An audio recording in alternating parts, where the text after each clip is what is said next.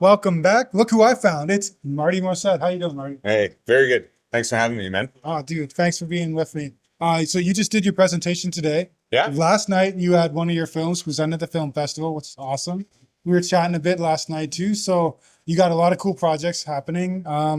Let's just catching up here. What are you excited about the show for this weekend? I was super excited about the film festival. That was the first. I thought that was a cool addition this year. So that was fun to get to see the other creators and hang out. You know, as a filmmaker too, it's always fun to get to see the other filmmakers and kind of talk with them and see what's in their head when they're thinking about the different things that they're creating.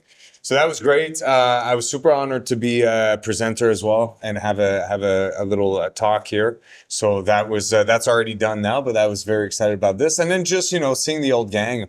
One of the cool thing about creating content and being a part of that is that you get to learn about the brands, but you get to learn about the owners and you get to make friends and all that. Then these events is just a very fun way to get to see people in person and not behind an email, really. So Yeah, absolutely. You're right. It's such a cool community here. And actually, we just heard that, you probably helped hook this show up with one of the speakers that I was excited to see, Reza have. So sounds like you two have a long-standing relationship. What's it like working with Ray? Have you been on trips with him? No, I've never. So Ray and I, like, we know each other because of friends of a friend. So, we've always known of each other around.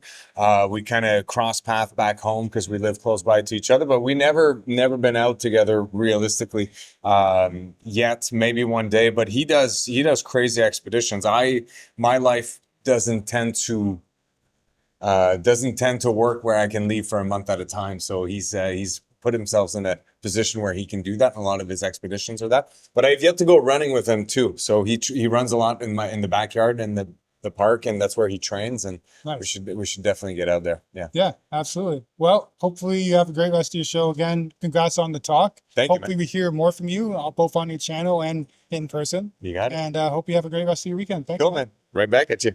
Thanks, man. Nice. Hey, buddy, welcome back.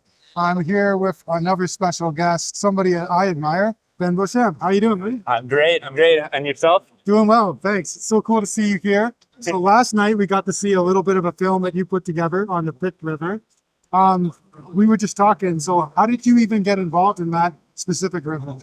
So, I mean, I think I speak for so many people when I say that just being a fan of YouTubers and watching all these adventures, online from other people, that's how I find so many of these routes. And that Pick River, that was I first discovered it on John's channel, Lost Lakes. We were just chatting about, and when he did that trip, of course, his video was phenomenal, and he ran the whole thing, and then he was generous enough to release his maps online for the public, and he linked them in this video. So, one of the hardest things about finding a new route is trying to figure out what maps to use, where's the obstacles and stuff, and he had already provided all of that for his fan base, so that made my life really easy. And shout out to John, Lost Lakes, for that. Yeah, absolutely. John's a legend. And, you're also passing the torch and like showing a lot of your films. And one of the cool ones that I remember that's really cool was your strip on the Steel River. Oh, yeah. You seem to encounter so many cool pieces of wildlife. Tell us about the Steel River one too, because the wildlife there was pretty spectacular. Yeah, that one was special. That was, for me, that trip was kind of a big stepping stone, because before that trip, I had only really done maybe a 4-day solo trip. And then that one was like 11. And it was a way up north compared to other trips that I've done. It's just unfamiliar territory. And the wildlife encounters that I had on that trip were unlike anything else. A couple cool moose encounters, but best of all was that white wolf that walked through my camp. And I have to say, I don't consider myself to be an extremely spiritual person, but that encounter felt like a spiritual encounter.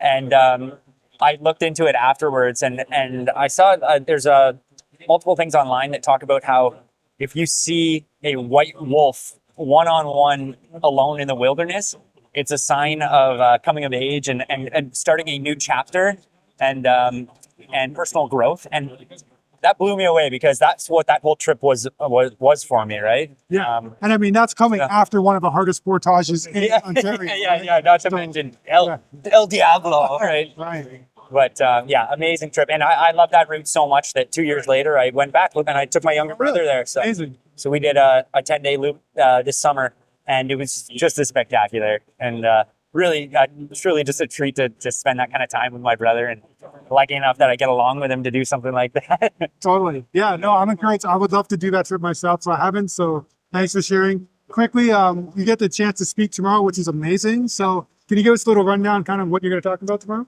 Yeah. I'll without spoiling too much. I kind of have a little bit of a theme. It's campfire stories. So Nice. I want to strip down that format of me presenting to an audience, and I kind of want to pretend that we're all just sitting around one big campfire.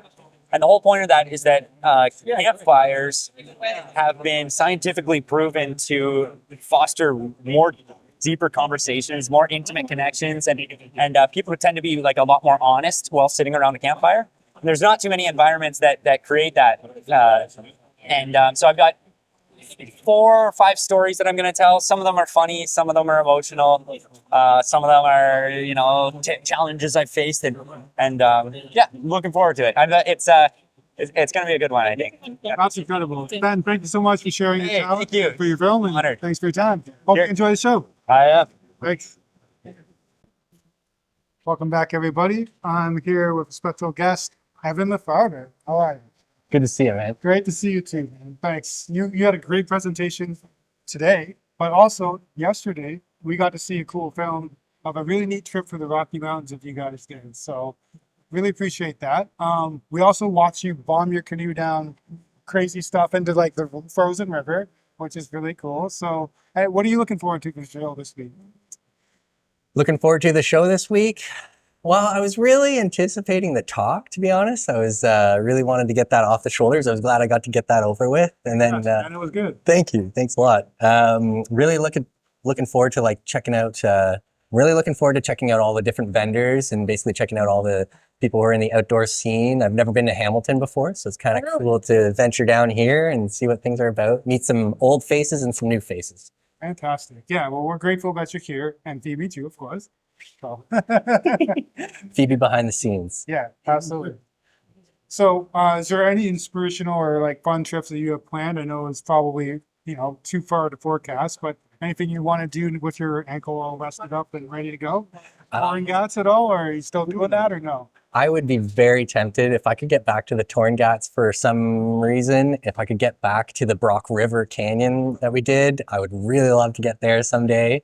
We're really grateful. We have a trip to Costa Rica in like 4 or 5 days. So we're going down for 19 days to do some paddling to help uplift a local indigenous paddler who's trying to create his own paddling company. So we're trying to go down there and help him out. That's incredible. I hope you get some content for that. Be I very know it's not going to be invasive, but just to hear the story. You're such a good storyteller. Just really appreciate your time, and hope you have a great rest of the show. And I'm looking forward to hearing and seeing more of your stuff. Thanks so much, man. Thanks. Good to see you. Give me a hug. Yeah.